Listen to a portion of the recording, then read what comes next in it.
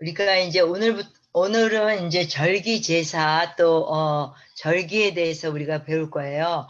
그래서 이번 주까지 우리가 절기에 대해서 배우고 다음 주는 보혈에 대해서 제가 어, 보혈에 대해서 하나 하고 그다음에 우리가 성막반이 이제 공부는 끝나게 되겠습니다. 우리가 이제까지 배운 것들이 여러분들의 삶 속에 잘 적용되고 또 이렇게 저는 이걸 몇 번씩 강의하면서 뭘 느끼냐면 하면 할수록 성막에 대한 의미가 제 마음속에 더 이렇게 묵상이 되고 새겨지고 이렇게 한 번 강의하는 거, 두 번 강의하는 거, 이렇게 세 번 강의하는 거 이런 것들이 이렇게 점점 더 저한테 묵상되어지고 내 것이 되어지는 그런 시간들이 되거든요. 그러니까 여러분들도 한번 들으시고 또 들으시고 계속 묵상하세요. 묵상을 하시면 거기에 대한 깨달음, 그래서 그것을 삶에 적용할 수 있도록 하나님이 허락하여 주실 줄 믿습니다. 이제 우리가 절기 제사 종류가 제가 보니까 이게 아마 여러분들이 가진 교재에는 없는 것 같은데 그냥 하나 둘 셋 이렇게 상번제 안식일 날 지내는 거 월삭 이렇게 세 개 곡에 빠졌더라고요. 여러분들이 그냥 기록하시기 바랍니다. 이 상번제라는 것은 이스라엘 백성이 매일매일 제사를 드리는 걸 말해요. 민수기 28장에 보면 매일매일 제사를 어떻게 드려라 이렇게 나와 있는데요. 아침 저녁으로 수양을 상번제로 드렸어요. 그리고 이제 수양과 더불어서 고운 가루, 고운 에바 가루를 드렸고 이 고운 가루는 그때도 제가 이제 말씀을 드렸지만 아주 우리가 이렇게 다 갈아진 것 같이 우리의 그 상한 심령을 상징한다고 말씀을 드렸죠. 그리고 이제 그곳에다가 기름을 섞어요. 그러니까는 고운 가루에다가 기름을 섞어서 이렇게 섞는 것은 그 기름을 섞는 것에 대한 그 성령의 기름 부음을 의미하는 거죠. 그러니까 하나님 앞에 우리가 예배를 드릴 때 우리 자신을 드릴 뿐만 아니라 우리의 상한 심령 또 우리의 그 상한 심령 위에 성령이 함께 하시는 그런 것이 이제 절기로 보면 매일매일 드리는 상번제로 이렇게 표현되고 있습니다. 그래서 성도는 마땅히 상한 심령으로 하나님께 나올 때 성령의 기름 부음이 임한다는 거죠. 그 다음에 이제 전제는 뭐라 그랬어요? 포도주 이런 걸 붓는다 그랬죠. 전제는 어린 양 하나에 흰 사분지 1을 들이대 거룩한 곳에서 하나님께 독주의 전제를 부어드린다. 민수기 28장 7절에 기록되어 있습니다.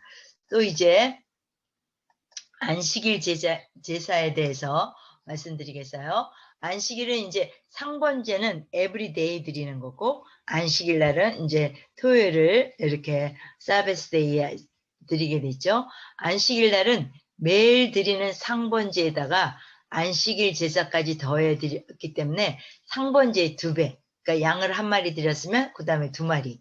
또 고운 에바가루를 10분지 1을 드렸으면 이제 안식일 날은 10분지 2 이렇게 드렸어요. 그래서 상번제의 2배 정도의 제물을 드리게 됐고 그래서 어린 양 두 마리와 기름 섞인 고운 가루 10분지 2 에바와 또 소제와 전제를 함께 드렸습니다. 그래서 안식일에 드려지는 제사는 더 특별하고 헌신적인 것을 보여주고 있죠. 그 다음에 이제 월삭 제사, every month에 드리는 거.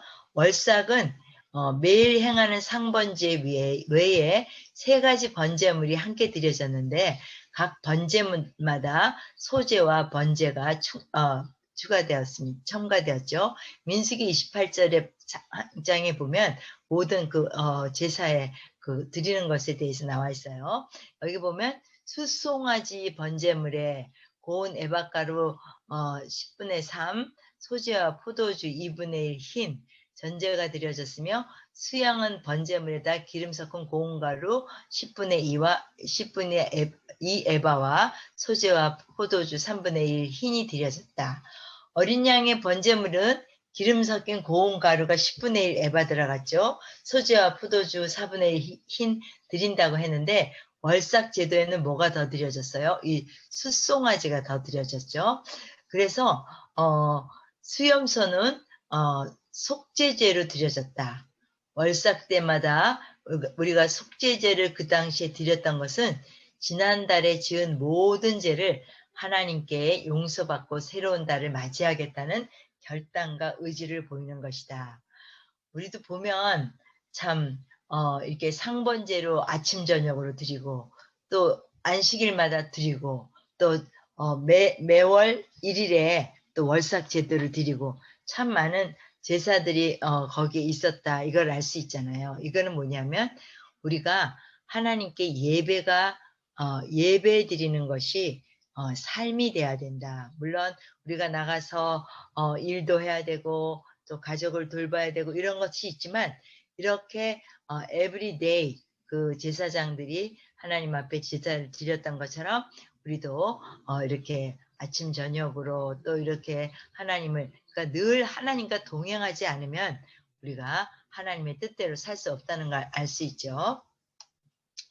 이제 그 다음에 잠깐만요. 제가 이거를 크게 해가지고 벌써 이렇게 이제 여호와의 절기에 대해서 여러분과 나누기를 원합니다.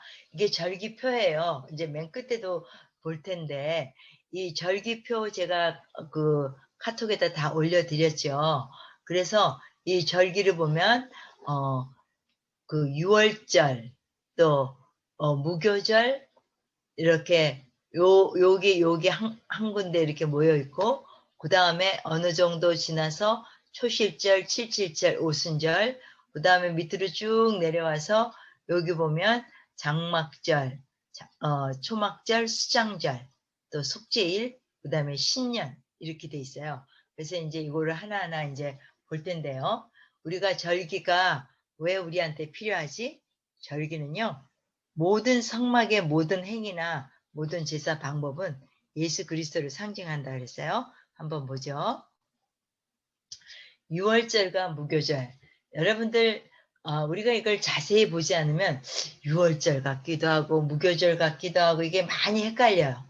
그 이유가 뭐냐면 유월절은 정월 14일에 드려졌죠. 이것은 이제 첫 그 종교달인 아비월에 이루어졌고 양력으로 계산을 하게 되면 우리가 쓰는 칼렌더로 계산하면 3월과 4월 정도에 해당돼요. 그러니까 6월절의 기원이 어디죠? 출애굽이잖아요. 이스라엘의 모든 장자를 구원하신 하나님의 은혜를 기념하여 드리는 절기입니다. 출애굽기 12장에 기록되어 있죠. 그래서 6월절과 무교절은 다른 절기예요. 그럼에도 불구하고 같은 절기로 알려져 있어요. 그것은 뭐냐면 6월절은 이스라엘 장자를 구원하신 하나님을 기념하는 것이고 무교절은 출애굽한 것을 기념하는 것이죠. 그래서 6월절을 1월 14일에 가졌는데 무교절은 바로 다음 날부터 무교절이 시작되는 거예요. 그래서 아까 그 도표를 다시 보면 여기가 6월절 어린 양을 잡는 날이 있고 여기가 이제 1월 14일이 6월절이죠. 6월절이고 이 15일이 무교절이에요. 6월절 첫날이에요. 무교절. 그래서 일주일간을 이들이 절기를 지나게 됩니다. 그러면 이제 그래서 그 6월절은 1월 14일 날 무교절은 1월 15일 일주일간 이렇게 이루어졌는데 6월절과 무교절 날은 모두 누리기 없는 무교병을 먹어야 됐죠.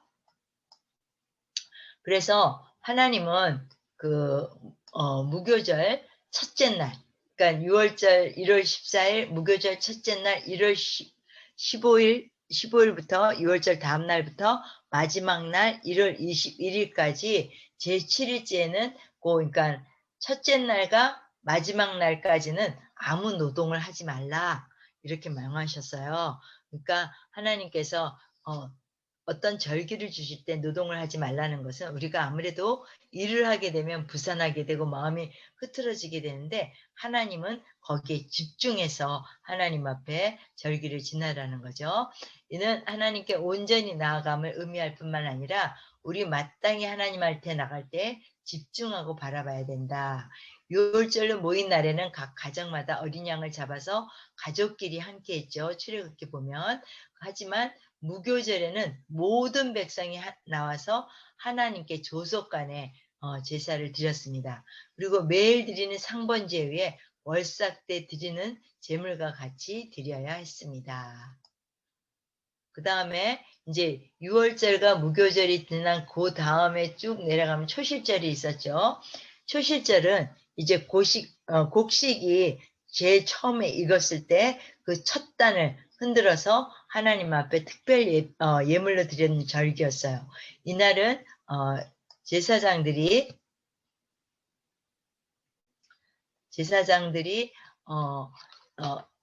백성으로부터 첫 곡식을 받아서 1년 되고 흠없는 어린 양을 번제물로 드렸어요.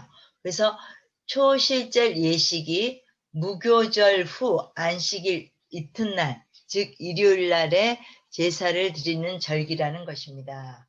우리가 한번 레위기 23장 10절에서 12절을 한번 읽어보죠.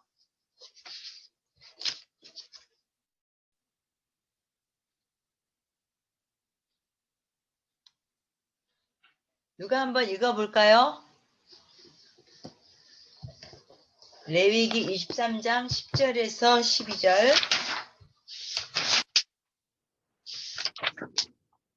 이스라엘 자손에게 고하여 이르라. 너희는 내가 너희에게 주는 땅에 들어가서 너희의 곡물을 거둘 때에 위선 너희의 곡물의 첫 이삭 한 단을 제사장의 제로 가져갈 것이요. 제사장은 너희를 위하여 그 단을 여호와 앞에 연락되도록 흔들되 안식일 이튿날에 흔들 것이며 너희가 그 단을 흔드는 날에 1년 되고 흠없는 수양을 번제로 여호와께 드리고. 예, 그래서 이 초실절에는 상당한 의미가 있어요. 그러니까 무교절 기간에 포함되어 있는 안식일 바로 다음 날이 초실절인데 하루만 지켜요.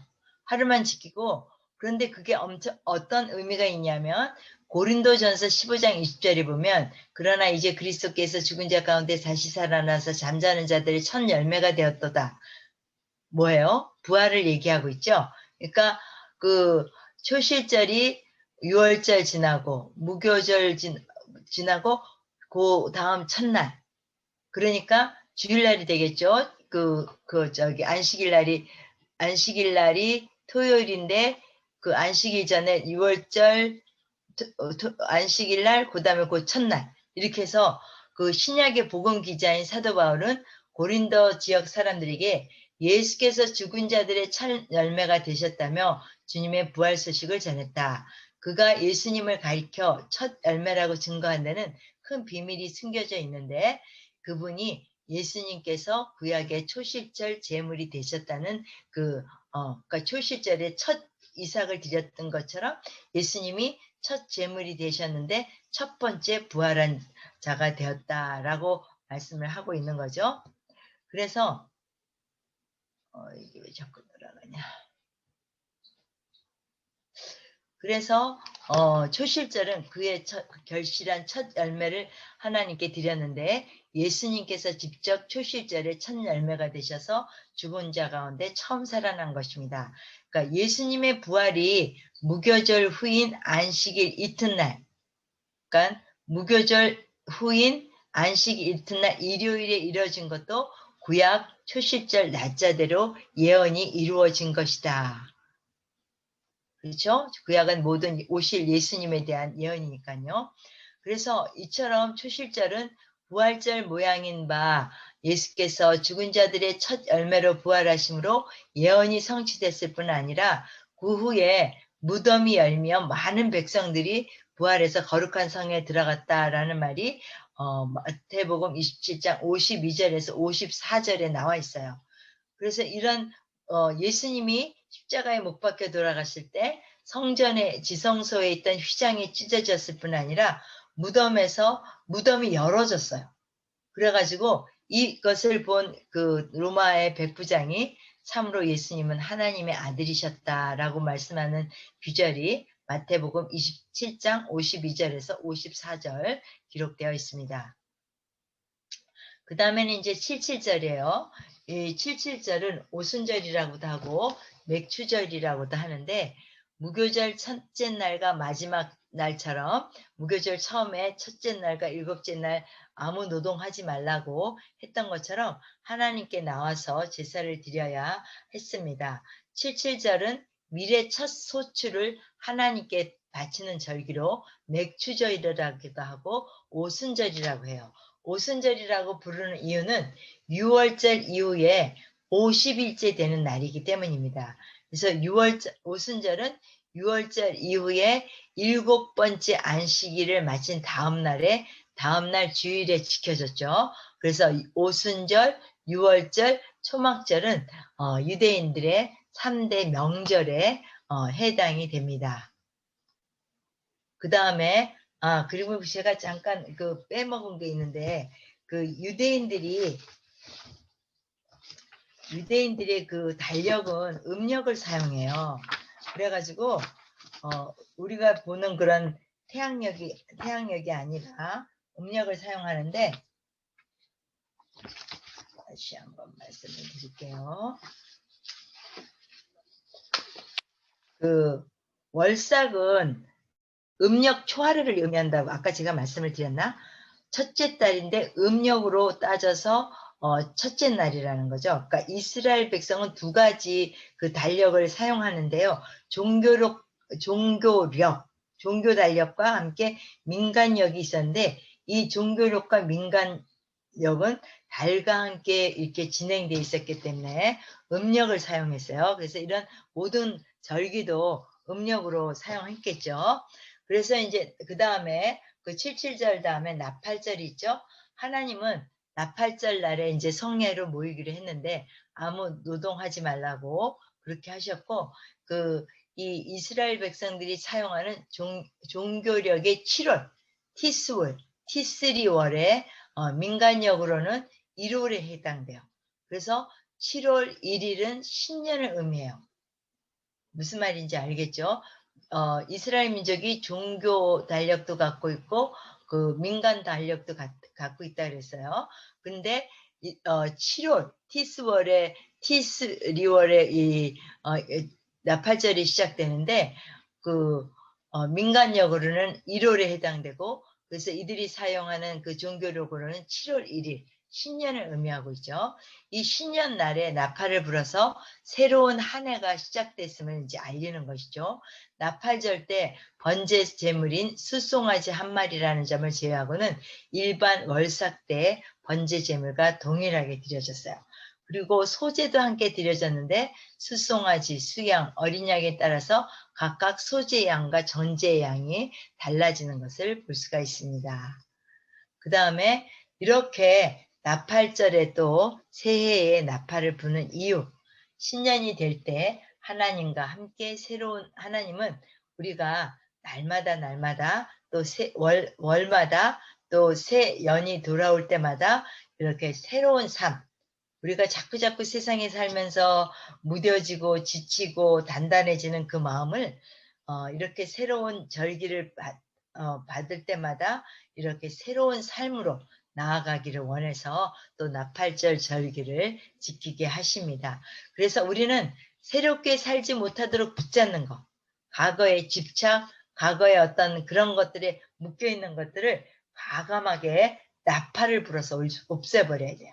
그래서 예수 그리스도의 이름으로 새로운 삶을 살겠노라고 선포하고 날마다 나팔을 불듯이 주님을 찬양하는 삶을 살아야 됩니다. 이것이 진정한 나팔절의 의미죠. 그래서 누구든지 주님과 함께하는 자는 새로운 피조물이다. 고린도후서 5장 17절에 그렇게 기록되어 있습니다. 또 이제 속죄일 제사가 있어요. 대속죄일은 1년에 한 차례 있는데 대제사장이 1년 중에 이날에 자신과 백성의 죄를 속하기 위해서 지성소로 1년에 한 번 들어가는 속죄일 제사가 있었죠. 종교력으로는 7월 10일, 민간역으로는 1월 10일에 해당되는데 이날은 대속죄일이라고 말을 하고 있습니다. 온키퍼라고 하죠. 대속죄일에 하나님께 드려졌던 희생 제물은 나팔절 때와 똑같이 갖고 번제와 함께 소제, 전제의 양도 동일한 것이었습니다. 그런데 대속죄일 때는 백성의 죄와 그 대제사장의 죄에 대한 속죄 제물이 첨가되었습니다. 속죄 제사의 영적인 의미는 무엇일까요? 하나님은 애통하는 마음으로 하나님께 나오는 자를 사랑하세요. 그래서 내 속죄제일 때는 마음을 괴롭게 하고 나가야 돼요. 마음을 괴롭게 한다는 것은 이렇게 이니템이라는 히브리어인데 이거는 거칠게 다루다, 억누르다, 겸손하게 하다라는 뜻을 가지고 있어요. 그래서 이는 하나님 앞에 속죄하는 마음으로 나올 때에 자신의 모든 세상의 정욕을 억누르고 죄인으로서 겸손한 자세로 나아가는 것을 의미합니다. 그리고 이제 속죄일 다음에 장막절 제사가 있어요. 이 초막절은 출애굽 때 광야 생활했던 것을 이렇게 기념하는 것이죠. 장막절, 초막절 이렇게 얘기해요. 7월 15일부터 시작해서 총 8일까지 지켜졌어요. 한 해의 추수를 모두 마치고 수확되진 소출을 창고에 저장되는 날이라고도 해서 수장절, 그러니까 장막절, 초막절, 수장절이라고도 부릅니다. 그리고 초막절 총 8일 동안의 제사는 서원제와 낙헌제, 속죄제, 번제, 소제, 전제, 화목제로 드려졌어요. 8일 동안. 그래서 다른 절기보다도 훨씬 다양하게 제사가 드려졌습니다. 첫날에 드려지는 수송아지의 숫자는 날이 갈수록 한 마리씩 적어졌는데 첫날에 드리는 수송아지가 13마리, 둘째 날은 12마리, 셋째 날은 11마리 이런 식으로 8일 동안 한 마리씩 적어지고 점점 구수가 적어져서 이제 7일째 되는 날은 수송아지 7마리를 드렸어요. 하지만 매일마다 수양 2마리와 어린 수양 14마리는 똑같이 드려졌죠. 이 장막절 제사는 온 이스라엘의 그 국민의 아주 축제와 같이 이렇게 드려진 제사였죠. 그래서 그 요한복음에 보면 하나님이 예수께서 장막절에서 누구든지 목마르거든 오라고 말씀하시면서 그 배에서 생수가 일어나리라. 그 배에서 생수는 성령을 의미한다. 그런데 예수께서 돌아가시지 않았기 때문에 아직 성령이 임하지 않았다. 그 얘기가 적혀 있는 게 이 장막절 제사를 드리는 그 시절을 얘기하고 있는 거죠. 이 장막절 이 제사는 아주 많은 국민들의 이 축제로 드려진 것을 알 수가 있습니다. 그리고 이제 제물의 규모는 나팔절과 대속죄일에 드려진 것과 같았고 제8일은 거룩한 대회를 모여졌어요. 7일 동안은 광야에서 텐트를 치고 생활을 했는데 마지막 8일째는 거룩한 대회로 함께 모여서 초막절의 마지막을 장시하였습니다. 그래서 초막절 제사의 영적 의미는 무엇인가 하면요. 서원제는 하나님 앞에 거룩한 맹세를 해요. 하나님 뜻대로 살겠다는 신앙 고백을 담은 제사입니다. 우리가 예수를 처음 믿었을 때 하나님 내가 하나님 뜻대로 살게요 하고 이렇게 우리가 서원을 하게 되죠. 거의 많은 사람들이 이제 자신이 죄됨을 깨닫고 죄인된 우리를 구원해 주신 하나님 앞에 이제 하나님 뜻대로 살겠다고 하고 우리는 이런 절기 제사를 특별히 지내지 않기 때문에 정말 이런 생각을 하지 않을 수도 있는데 우리가 날마다 하나님 앞에 자신을 드리는 서원하는 그런 거룩한 맹세를 함으로써 하나님이 기뻐하시는 산제물로 드리는 저와 여러분 되시기 바라요. 또 천막절 때 드려지는 다양한 제사 방법 중에 낙헌제는 하나님께 자원하는 심령으로 기쁨의 제사를 드리는 것입니다. 이 두 제사와 감사 제사를 포함해서 화목제에 해당한다. 그러니까 낙헌제와 그 감사제가 합해져서 화목제에 해당한다는 거죠. 시대가 바뀌었다고 해서 제사가 없어진 것이 아니죠. 바쁜 시대라고 해서 제사가 적어진 것도 아니에요. 구약 시대처럼 짐승을 가지고 제사를 지내지는 않지만 우리 여전히 오늘날에도 하나님께 매일매일 제사는 드려져야 합니다. 아까 본 것처럼 여기에 유월절 또 그 무교절 여기는 이 초실절이 여기 그 무교절 첫날 이렇게 있어야 되는데 여기 이렇게 돼 있네요. 그다음에 이제 칠칠절, 오순절 다락방 그 예수께서 그러니까 부활하시고 40일 만에 또 6월절을 지내고 난 후에 50일 만에 이렇게 오순절, 칠칠절을 지내게 됐죠. 그 다음에 이제 나팔절, 신년에 나팔을 불어요. 그 다음에 속죄일 7월 10일, 그 다음에 장막절이 7월 15일, 그 다음에 이제 여덟째 날 되는 굉장히 큰 셀레브레이션을 한다고 되어 있습니다. 그 다음에 이제 이게 원래는 이렇게 되어 있는데 나중에 이제 불임절이라든가 뭐 수전절 이런 것들이 이스라엘 역사 속에서 이제 굉장히 그 큰 일들이 일어난 그것들을 지키기 위해서 불임절과 이렇게 수전절, 한우카는 11월 한 그 11월 상반기에 있어요. 제가 한번 그 이스라엘 갔다가 한우카 절기에 가가지고 한우카 절기를 지키는 걸 보게 되었습니다. 이 한우카 절기를 지킬 때 우리는 금등대를 볼 때 그 금등대가 양옆으로 세 가지 가운데 한 가지가 있었잖아요. 그런데 한우카 절기는 이게 8개예요. 8개. 그거는 뭐냐면 한우카 절기에 이 금등대에 있는 그 기름을 에브리데이 부어줘야 이 금등대가 하루 종일 타고 있으니까요. 그런데 전쟁이 일어난 거예요. 그런데 그 전쟁 중에는 이 성막에 기름을 넣을 수 없었는데 전쟁이 끝나고 가니까 이 아직까지도 8일 동안 그것이 타고 있어서 한우카 절개는 그 잔이 그 금잔이 8개가 되는 걸 볼 수 있었습니다. 그래서 결론은 이제 절기는 그리스도 중심이에요. 모든 절기가 예수 중심인데 6월절은 그리스도의 죽음, 하나님의 어린 양으로 와서 죽음으로 말미암아 그 6월 죽음이 넘어가는 그 6월절이죠. 그 다음에 무교절은 이제 그 주님과의 그 친교, 예수 그리스도와의 친교, 그리고 이제 초실절은 그리스도의 부활, 그리고 오순절은 그리스도와 성령의 의무의 교대. 그러니까 이제까지는 예수님이 제자들하고 있을 때는 육신인과 같이 있었죠. 그런데 이제 내가 올라가고 나면 기다리라.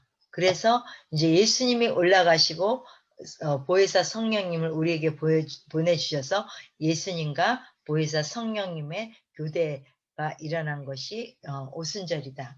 그리고 나팔절은 그리스도의 강림을 의미해요.